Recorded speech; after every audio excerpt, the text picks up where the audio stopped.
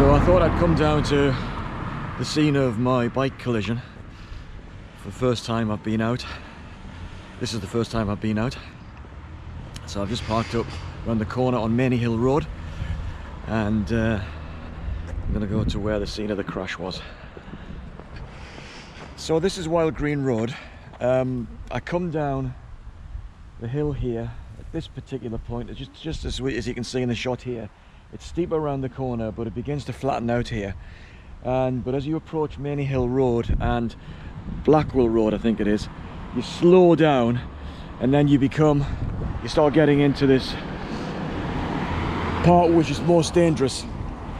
So you come down here, so you can see cars coming now. You come down here and the road slightly rises. So it rises momentarily, and then it drops away a little bit again. So let's go and have a look. I'm going to see if I can have a scout around to see if I can find my front light as well, which pinged out of its press fitting on the handlebars in the crash. So here we go. So you can see here, this is where the road begins to drop again, and then you start to see speed bumps. So at this particular point, I'm coming over the brow of the hill, slightly accelerating just through the fall of the road, but then the speed bumps come, and although you come through on the inside, you've got to be super careful here, because we're coming onto the junction very shortly. You slow right down, because not only do you have the junction, I'll say more about that in a second, but not only do you have the junction on your left hand side, but you've got the bridge, which is a bit of a blind bridge. I think there are some cyclists that, particularly if it's early in the morning, super early, they will, when there's no cars on the road, they'll come down here at a pelt. But the time of my accident, between 4:30 and 5 o'clock in the afternoon, yeah, you've got the hands on the brakes all the time, because you don't quite know what's going to happen. So here we go. So you come down here, and you can see, just looking back up the road again briefly,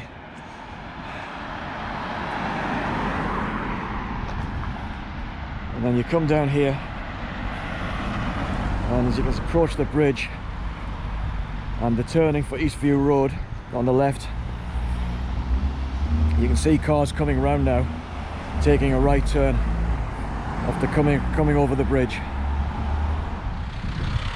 I'm looking around to see if there's any sign of my little front light. I think that's going to be pretty tricky, because it's over 3 weeks now since the accident.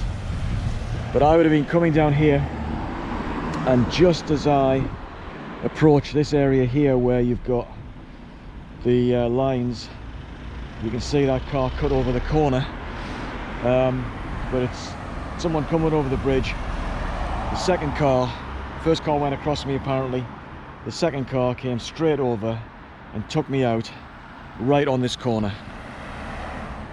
So again, looking for my front light, see if it pinged off in this direction. That's like a needle in a haystack here. I'm not going to find it here. But the problem you've got here is that you've got cars coming along Eastview Road, and all they've got to see to use to cross to see what's coming over the bridge is this mirror, this convex mirror, which kind of gives you a bit of an idea of what's coming down the hill, but also what's possibly coming over this bridge. So someone coming over here took a right turn and hit me right on this corner, just where that lorry is right now. So it's worth adding is that when you come down the hill here on the bike, you come across the bridge, you can't see what's on the bridge until you get just at this end of it, and then of course it all opens up, and there's, I think, 3 more speed bumps before the road flattens out and you begin to rise up to Warmley. So there's a cyclist going down there without a helmet. If only he'd talked to me. So I suspect it's because of the residents' desire not to have queues of traffic outside their houses, is that this junction doesn't have traffic lights.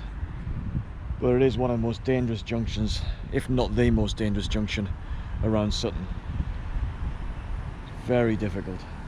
So you can see cars approaching the junction here, not really sure what's happening, and you've got cars coming around the corner. Yeah, quite busy this morning. It's about 10:30. You can imagine how busy it is, how busy it can be in rush hour.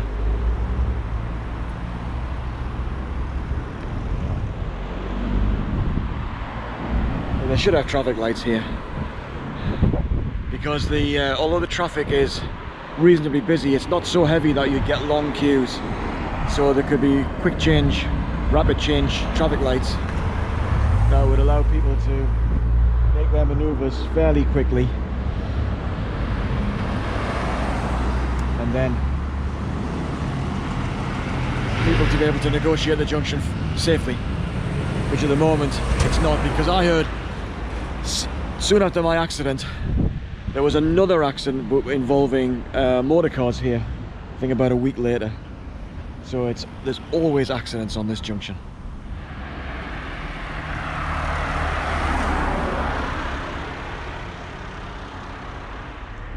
Well, looking at the way that people are turning right now, I think it's quite possible that in taking a right turn here, it's not unusual for cars to be doing 10 miles an hour, or even slightly quicker.